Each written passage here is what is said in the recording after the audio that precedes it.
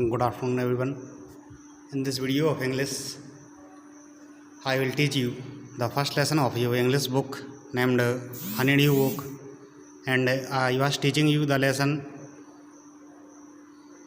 where the writer found an old desk, and in it he found a letter that is written to a wife of a Colonel Jim McPherson. Writer this letter to his wife Connie McPherson, and writer wrote the letter completely, and in which he found that there was a war, but the war was dismissed or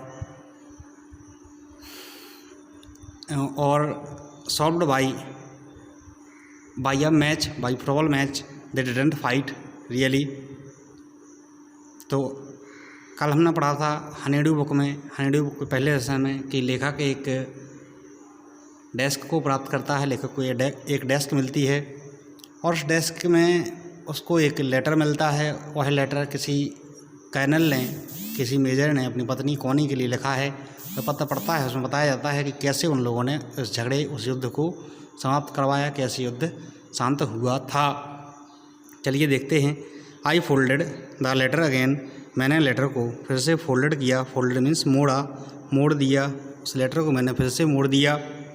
and slipped, और इसे slip कर दिया। It इसे carefully, सावधानी से। Back, वापस। Into its envelope, इसके envelope में। आई केप्ट अवेक, मैं जागता रहा। ऑल नाइट, सारी रात। बाई मॉर्निंग, सुबह तक। आई न्यू, मैं जानता था। What I had to do, मुझे क्या करना है। आई ड्रॉप इनटू ब्रिजफोर्ट, मैं ब्रिजफोर्ट तक ड्रॉप किया। ड्रॉप यानी गाड़ी चलाई, गाड़ी की ड्राइवरी की। इनटू ब्रिजफोर्ट तक मैंने गाड़ी चला कर गया। Just a few miles away, कुछ ही मील दूर। आई आस्क्ड अ बॉय, मैंने एक लड़के से पूछा। वॉकिंग हिज डॉग, जो अपने कुत्ते को घुमा रहा था। वेयर, कहाँ पर। कॉपर बीच है। हाउस नंबर 12, घर संख्या 12। Turned out to be nothing, मुड़ा। टू बी नथिंग, कुछ नहीं के लिए। बट, लेकिन। अ बर्न्ड हाउस, जो एक बर्न्ड हाउस में। टर्न आउट यानी बदल गया था, हो गया था। टू बी नथिंग, कुछ नहीं में। But a burned house sale, लेकिन एक बर्न्ड आउट सेल, लेकिन एक जले हुए खोल या खोखे में वह बदल चुका था, जो अब जलकर किसी खोल या खोखे में बदल गया था, जला हुआ था। द रूफ गैपिंग, और उसकी जो रूफ थी उसमें गैप आ गए थे। द विंडोज़ बोर्डेड अप, और जो विंडोज़ थी, दरवाजे, खिड़कियाँ थी, वो बोर्डेड अप थे, कपड़ ढके हुए थे। वुडन बोर्ड्स, लकड़ी के गत्तों से ढके हुए थे। आई नॉक्ड, मैंने दस्तक दी या खटखटाया। द हाउस, घर में। नेक्स्ट डोर, अगले दरवाजे के। एंड आस्क्ड, और पूछा। इफ़ एनीवन, क्या कोई। न्यू, जानता है। The whereabouts of Mrs McPherson, कि कहाँ रहती हैं। ऑफ मिसेज मैकफेसन के बारे में क्या कोई जानता है। मैंने इस तरह की जानकारी ली। मैंने इस तरह से पड़ोसी से पूछा, बगल वाले दरवाजे में पूछा कि क्या कोई मिसेज मैकफेसन को जानता है। ओ यस, हाँ, अरे हाँ। सेड द ओल्ड मैन, बूढ़े व्यक्ति ने कहा। इन्हें स्लीपर्स, जो स्लीपर्स पहने था। ही न्यू, वह जानता था। हर, उन्हें। वेल, अच्छी तरह से। आ लवली ओल्ड लेडी, एक सुंदर बूढ़ी महिला। ही टोल्ड मी, उसने मुझे बताया।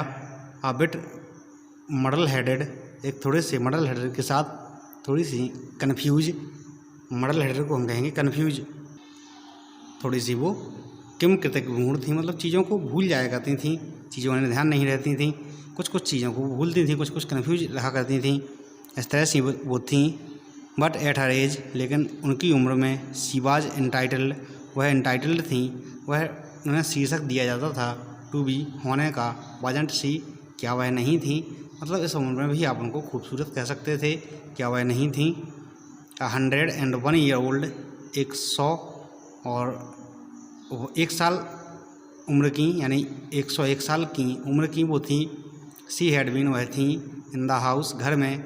वैन जब इट कॉट फायर जब इसमें आग लगी तो वह 101 साल की थी।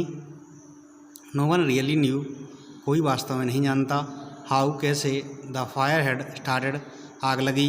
बट लेकिन इट कुड वेल यह अच्छा था। Well have been candles but लेकिन it could well have been candles यह शायद हुआ होगा कैंडल्स यानी मोमबत्तियों से। सी यूज्ड कैंडल्स वह कैंडल उपयोग करती थी। रादर देन इलेक्ट्रिसिटी की अपेक्षा विद्युत की अपेक्षा वह मोमबत्तियों का प्रयोग करती थी। बिकॉज क्योंकि सी ऑलवेज थॉट वह हमेशा सोचती थी इलेक्ट्रिसिटी वाज टू एक्सपेंसिव विद्युत बहुत महंगी है। एक्सपेंसिव मीन्स महंगी। The fireman had got out बाहर गया। गॉट हर आउट उन्हें बाहर निकाला। जस्ट इन टाइम ठीक समय पर। She was in a nursing home वह एक नर्सिंग होम में हैं या थी। नाउ अब ही टोल्ड मी उसने मुझे बताया।